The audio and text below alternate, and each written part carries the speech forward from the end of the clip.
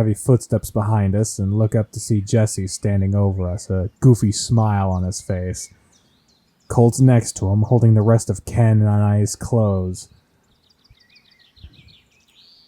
Well now, so nice to see the two of you getting along. Yeah, for now. Colt walks out from behind Jesse's back and helps me to my feet, dusting grass off my pants. Come on, we're gonna get some dinner before we hit the road again. Ken gets up with a groan, snatching his jacket out of the Martin's hands. Where at? My stomach growls loudly and I realize I haven't eaten in almost a day at this point. Wow, it must have been loud if everyone is like, oh my god! Yeah, where at? Colt looks disgusted at me, repeating Ken's mannerisms, and he clears his throat. Wow. Jesus. That's a bit of an overreaction. There's a diner a few miles up in Shamrock. It'll be our last stop before crossing the border into Oklahoma. I still can't believe there's a whole town named that. Yeah, almost sounds like a theme park. It's barely on the map, but it's on Route 44, so it's the closest option without making a detour. Works for me. Now let's go. I'm starved. We head back to the bikes and hit the road once again. This time Ken rides a little closer, still taking up the rear. A diner's a great choice, especially for a mixed group like this. I have no idea if Ken's bratty behavior extends to his taste in food, but I want to avoid stressing him out. You're a babysitter now. Congratulations. Shush. Hey, it's the same road again. Tiny signs of life start to dart by as we approach the outskirts of the town. Mel's Diner. Very old-style cars. I haven't been able to pick out a style, a time frame that we're in right now, because biker clothes have basically settled on a time frame and stayed that way. The bikes, classic design. These cars, though, in the gas station, and this is... We've already had a 60s, maybe 50s, but diners also kind of have a retro look. The gas station, maybe, but these cars are giving me 40s? Maybe 40s? Sheds, farmhouses, even a few modest dwellings.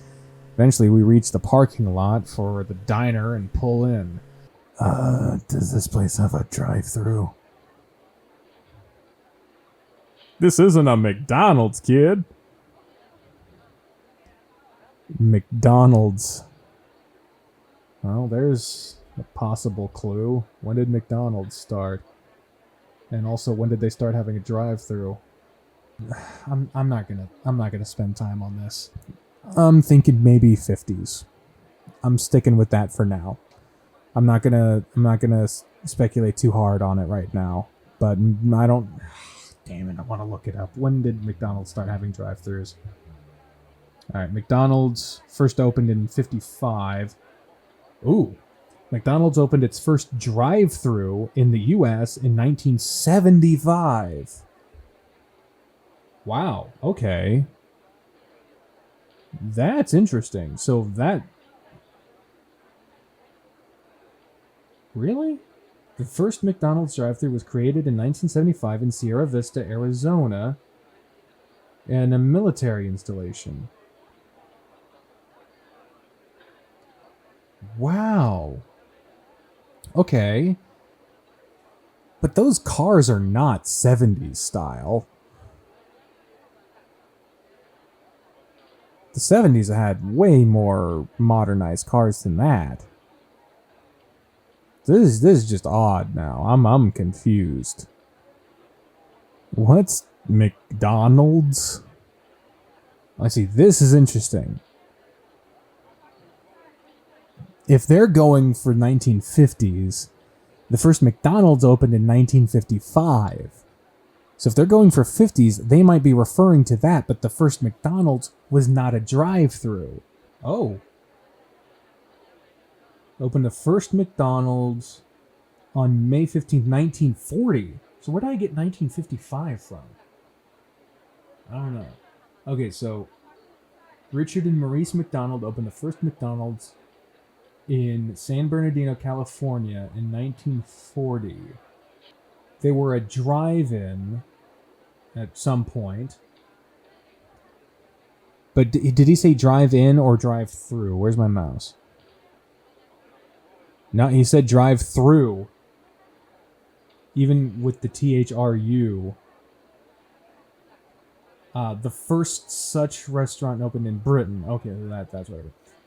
So apparently there were other kinds of drive-through restaurants. Yeah, McDonald's was not the first drive-through restaurant ever opened, but for him to relate McDonald's to drive-throughs, the first drive-through McDonald's opened on a military base in Arizona in 1975.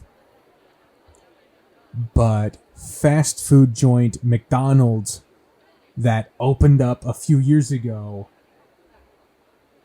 that opened up in the 40s and started to expand in the later 40s.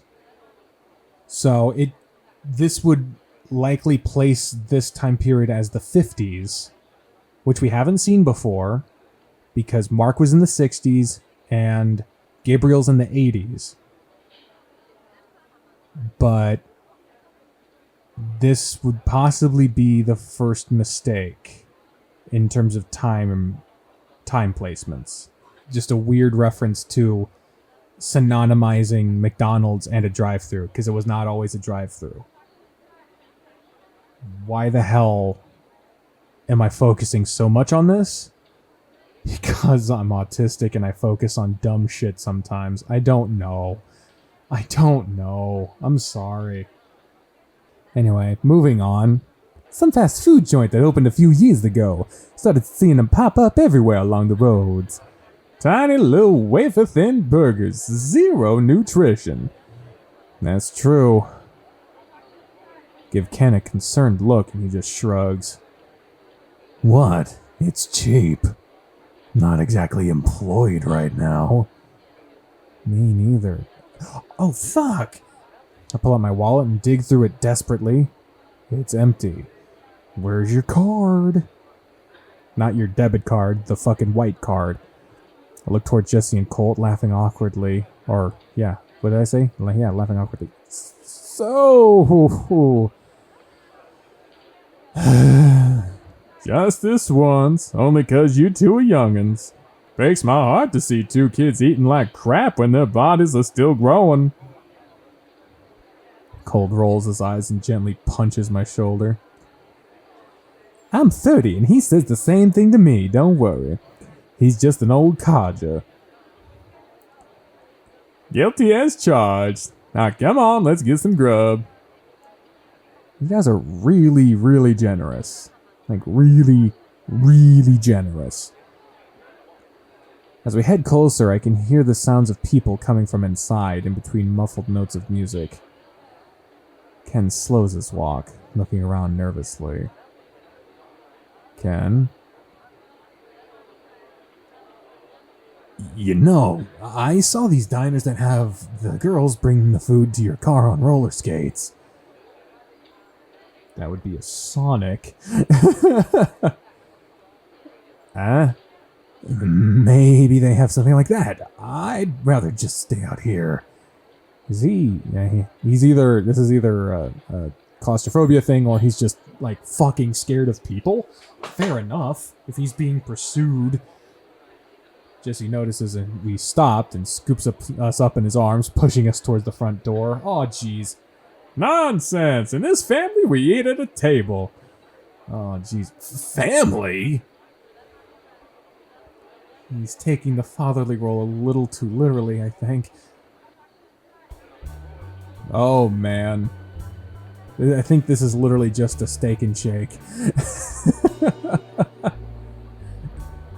We crowd by the front and wait to be seated. Curious, I peek over Jesse's shoulder to see what sort of place this was. Whoa, this is spiffy. I love how shiny everything is, and the colors are great too. Things back home seem so drab in comparison. I thought there was live music playing, but instead I see a brightly lit jukebox in a corner. It almost sounds like the blues, but a little more soulless. Like they took the music we sang at church, but let the dogs run wild with it. Actually, a teen sang just fine, but it was just nothing compared to how Simone interpreted the songs. She just felt it with her mind, body, and soul. We get greeted by our waitress, a cocker spaniel who seemed to be on the verge of tears at the end of every sentence. God, I'm sorry. Hello, fellas. Table 4. Yes? Is everything alright, ma'am? Of course. Don't be silly. Come this way. Jesus Christ. Oh, God, I hope she's fine. God, they got liquor at this diner? Holy shit. This is a hell of a steak and shake. She struggles to walk in even sensible heels and leads us over to a booth. Score! I too enjoy booths. Ken and Colt immediately darted for the window seats, scooting into the booth at the same time. God damn it. And they both looked so happy. Watch this. Their look of elation quickly shifts as they lock eyes and start growling, disgusted at the possibility of being similar in any way. God, you fucking guys. Boys. Jesse turns to me and nods in their direction. Alright, Gray, choice is yours. Right. We're on Ken's route. Sit next to Ken. I cautiously slide in next to Ken, hearing him suck his teeth when our thighs touch. Whoa. Really? What the fuck? He's really gonna take that negatively? Maybe he's just covering, I guess? I don't know. If we sit next to him... It says, I cautiously slide in next to Ken, hearing him suck his teeth when our thighs touch. You just wanted to sit here so you didn't have to look at me. What? No way! I wanted to make sure you were alright. Oh, well, that's nice of you. Thanks. Oh, okay, so it was fine. Well then yeah, we're sticking with this. You're always nice, huh? I don't know about always. Sure thing, Boy Scout. Maybe you should give it a try. Who knows, it could pay off. Who, me? That is so not my thing, dude. Don't you get to decide what defines you, though? Doesn't always feel like it. He looks past Colt's head to a baby staring over at us from the next table. Aw, he's gonna try and then it goes badly, doesn't it? Classic sitcom fare. Ken clears his throat and smiles wide. Or should I say bares his fangs in a way he thinks is smiling. And the baby fucking cries. God damn it. The bird's eyes glisten with tears. Shit. The little dove starts bawling her eyes out. The mother sighs and scoops her up, shaking her head at us while simultaneously shushing and rocking the crying infant. Ken buries his face in the collar of his jacket and I try to stifle a giggle. Fuck you, man. I'm proud of you for trying. Anyway, what should I get? It's been a long time since I sat down somewhere to eat. What's your favorite meat? Wow. Fuck off, man. Seriously. Fuck you. What about you then? What are you eating?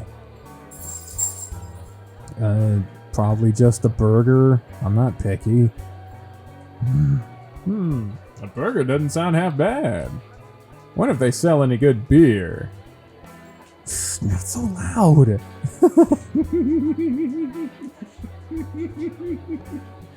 Oh, this hasn't come up yet. I'm surprised, but yeah, Prohibition. That was going on during this time. Well, during Gray's time, not during the fucking 50s. So of course Gray would be like, "Oh fuck, you're gonna get us fucking arrested." Everyone looks at me, puzzled. Pardon? In this place? No. Flick my clover pen. Yes? Okay then. Wait, aren't you driving after this? Oh, no worries. I was just gonna buy a few cans and keep them in the trunk until we can find a place with a fridge. Cans? Yeah, if it's not taps, there's no point. Aren't you, like, barely of legal age? What do you know about good beer? I know I'm gonna need a couple if I'm gonna be around you a lot. Be nice.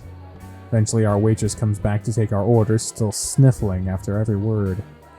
Sorry about the waiting, gentlemen. How can I help you? Can we help you? She starts giggling nervously, looking around as if this was some sort of prank. Oh, you get her. I love a man with a sense of humor. Love. Single jet black tear rolls down her face. Oh dear, some powder will help keep your mascara from running, you know? Why the fuck would you think that she needs a makeup tip right now? It is a bit of a jackass move, you know, Gray. And not to be outdone, Ken with the jackass move of jackass moves. Fuck you, Ken. Anyway, I think we're all having burgers. And 1 tuna melt. 3 burgers and 1 tuna melt. Alright.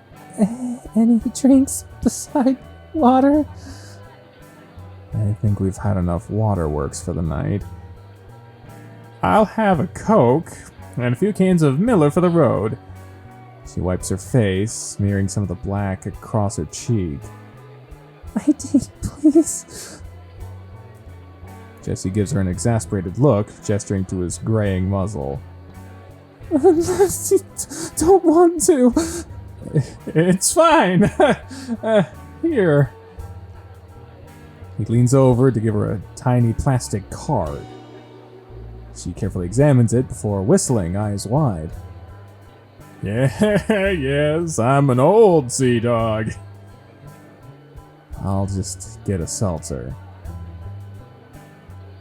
I'll have a Coke, too. I'll have a Shirley Temple. A profound silence falls across the table. We all just stare. What? Nothing. It just sounds a little fruity.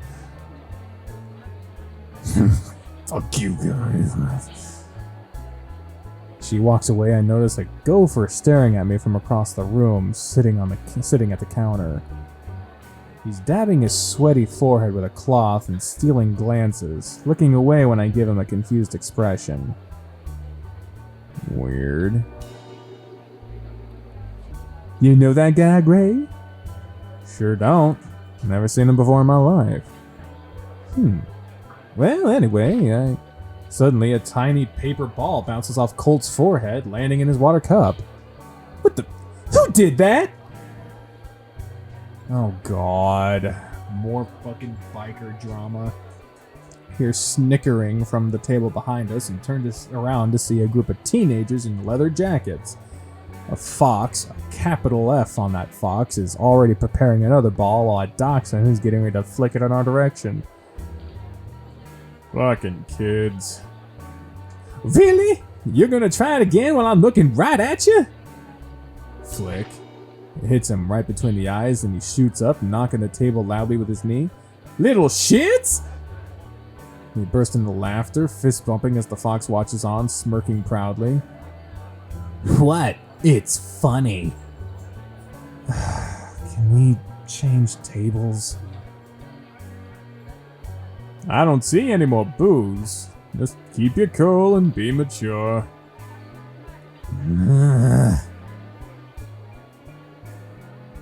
I got a feeling if that guy got a Sprite, he's gonna be playing a little more of a recurring fucking role. Sits back down with a huff, arms crossed. They continue throwing paper at us for a while, but stop when we don't give them any reactions. Soon our food comes and we chow down, me and Ken finishing our burgers in a matter of seconds. Ooh, boy, you fellas were hankering for some grub. Pardon. I was about to pass out. It's been a while since I've had a good meal. Hey, do you want those fries? Yes. Can I? One. He grins deviously and grabs a fistful of fries, shoving them in his mouth. Ken! Oh, so you're as bad as those kids behind us. Kids, oh god. Yo, Tony, they just called us fucking kids! See, I had a feeling. Whip around to see the fox leaning over the back of our seat, baring his teeth. He must be called Tony. Those are choice words coming from a couple of geezers. I ain't no geezer, twerp. What did you just say? Ken. He ignores me and turns to face the fox, tightly gripping a fork. Why don't you and your little chums from nursery school run along and play hopscotch or something? Oh, you're gonna regret that, kitty. Is that a threat, greaseball? Jesse jumps across the table and pulls Ken back while I get in between him and the fox. Come on now. Let's avoid causing any problems while we're in town. We're guests here, after all. Yeah, listen to Grandpa, kitty. Uh-oh. Colt, go pay the bill. We're leaving. Right. 2 steps ahead of you. Come on, guys. That was the sign that there's gonna be a rumble. He whistles loudly and his cohorts snap to attention, scrambling for the door. He slaps some bills down on the counter and gives us a final sneer before walking out. We sigh in relief, Ken merely rolling his eyes at us. Proud of you, Ken. That took restraint. Yeah. Let's just pay the bill and get out of here. Jesse and Colt trot over to the front desk and I get up too, keeping my eyes on the door as Ken exits after me. Just ignore him if he's still out there. Feel a tap on my shoulder and whip around to see that sweaty gopher from before standing in front of me. With all due respect, sir, what are you doing here? Sir, what are you... And to be seen with ruffians of that nature. His eyes narrow in Colt and Jesse's direction. Julian, what is going on here? I think you have the wrong person, mister. Look over his shoulder and see our waitress making a phone call behind the counter, eyes darting between Ken and I. Hey, this guy giving you trouble? I don't think so. His eyes drift over to the waitress and grow wide in panic. We need to get out of here. I've already alerted the authorities. Julian, I need you to stay... Bastard! Oh, God. The restaurant grows quiet as everyone turns to look at us. They stare, faces judgmental and twisted. Ken, let's go. Something's wrong with this place. He nods and bolts for the door. I follow suit and grab Colt and Jesse arm in arm. Gray, what are you... What's the rush, son? Someone called the cops on Ken. We have to hit the road. Colt looks nervously at Jesse. He nods and we calmly walk out into the parking lot. Oh, God. He's yelling, I said get off my bike, motherfuckers! Can't scream that at the moment. Uh-oh. Oh, he's got a fucking knife. Big, bold move, you fucking piece of shit. I break away from the other two and speed toward the bikes, only to see Ken surrounded by those punks from earlier. Tony's sitting on top of Ken's bike, brandishing a switchblade. The other two canines have Ken flanked on either side. See, I was gonna let you guys off with just a warning, but you kinda pissed me off, cat. Me and my boys don't take kindly to newbies coming into town and bossing us around. Especially not on our own turf. Don't care. Get off my bike. He laughs, stroking the metal hull affectionately with the blunt side of the knife. You see Ken flinch every time the blade scrapes against it. I will say, you got good taste, cat. This bike's a real beauty. It'd be a shame if something happened to it. Do it and die. The Vulpine starts cackling, soon followed by the rest of his gang. Ken, what do we... Shut it! This is my problem! Aw, is your little boyfriend worried about you? Ain't that sweet? It's a shame that fat ass called the heat on you or we could go all out. But I guess old Tony would have to be satisfied with just... Stop doing... Don't! This. Ooh. I cringe at the sound as he drags the knife down the side of the fuel tank, leaving a jagged line of silver as the black paint is scraped away. You're dead! Ken, no! I lunge forward to stop him, but feel myself pulled back by strong arms. Just stop, Ken! He's... I think he'll be alright. Huh? Whoa, what the hell? I peek over his bicep to see Ken throwing one of the canines to the ground with one arm while holding one by the neck with his other. Slams the first dog's head against the pavement and stomps on his chest, knocking the wind out of him. But before he can get both hands on the other one's neck, Tony jumps on top of him from the bike, flailing his knife wildly. Watch out! Without hesitation, he knocks the dog and Tony's skulls together, throwing the fox off of him. The knife falls to the floor and slides under a nearby car. Jack! Ken throws the dog against another car, breaking the window and sending shattered glass everywhere. Tony falls to the ground, his hands instantly peppered with tiny glass shards. He rolls onto his back, clutching them in pain, and Ken stands over him. Fuck! Oh god, Ken kicks him in the ribs a few times, the loud thumps echoing throughout the empty parking lot. Son, he's already beaten, that's enough! Ken ignores them. He sticks his boot underneath Tony and flips him over, his bloodied limbs flailing like a dying bug. Please! It's enough when I say so! He kicks an arm away and stomps down on it, pinning it to the ground. Ken! Tony tries to scrape at him with his other arm, but that too is pinned down. Ken is now standing on him with his entire body weight. Break them! Maybe. My trance is broken by the sounds of sirens getting closer. Ken, stop! We gotta go! Ken turns back to look at me. He almost looks disappointed.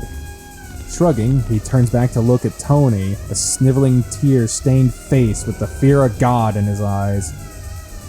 Ken then crouches down, putting even more weight on Tony's wrist, cries out, writhing and kicking like a child. You like damaging people's property, huh? You think that makes you a man? You're nothing. Oh my god! With a final stomp, I hear a wet crack as the fox's right wrist is broken. His cries turn into screams, and I desperately try to break out of Jesse's grasp. Great, no! We can't get involved! I can't just sit here and watch this! I turned to look at Cold, who's been quiet this whole time. He's paralyzed, shivering in fear at the entire display. Cold... It broke, just like that. I hear a whip and focus back at Ken. He's pulled a knife of his own out of his jacket. See, I was gonna just let you off with a warning. But you just kinda pissed me off. What are you... Oh my god. What's happening? Ken! Jesus, stop! You see, you're the one that wanted to just not interfere. Jesse finally releases me and runs over to Ken, pulling him off the kid. Ken doesn't protest, his face cold and emotionless. Now you're my property. What the fuck? Pull myself off the ground and sprint over to see blood all over Tony's heaving body. A crude K has been carved into it, the wound trailing down as Ken was pulled away. He lies on the ground panting, trying to clutch his chest with his broken wrist. His detached hand sways like a rock sitting on a bag of skin.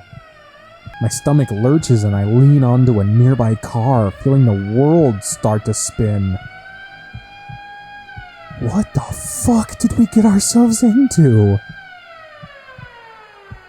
The sirens are getting louder. We have to go now! I refocus and see Colt already on his bike, motor revving. Jesse nods and lets go of Ken, running for his bike. I limp towards Ken, who's breathing shakily. Ken! Why?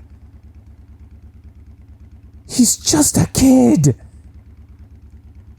I see him squirming on the ground, clutching his chest and wince. So was I.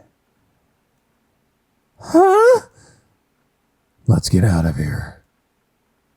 He pulls me towards his bike and he throws a leg over, fishing the keys out of his pocket. Are you sure? He rolls his eyes as if this was a casual turn of events. Yes, now get the fuck back there. I need you with me. Okay. I thought we had an agreement. This is different. Huh? Who are you? Never mind, come on. He helps me up and I hold onto his hips as he starts backing up, the wheels crunching over the broken glass below us. I take a final look at the mutilated fox. He looks back at me, eyes red and full of tears. I mouth, "I'm sorry," as we speed off into the night. To be continued. Holy God! What the fuck? Jesus fucking Christ.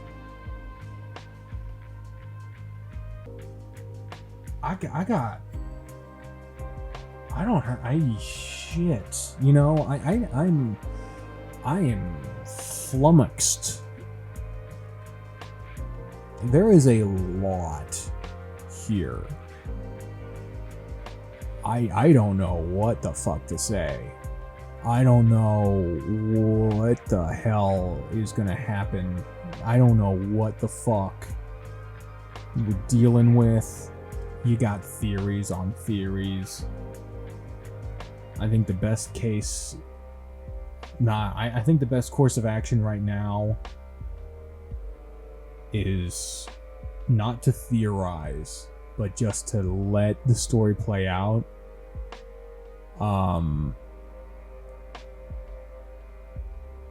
But god damn, man. Fuck. Okay. Well, with that having happened, I think, yeah, I'll call this, we're caught up with Burrows, because,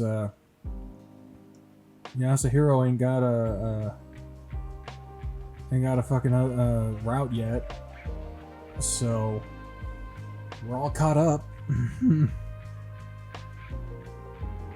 So we're there. Fuck me, man. Thank y'all for watching. I'll see you on the next one. I hope you have a good day.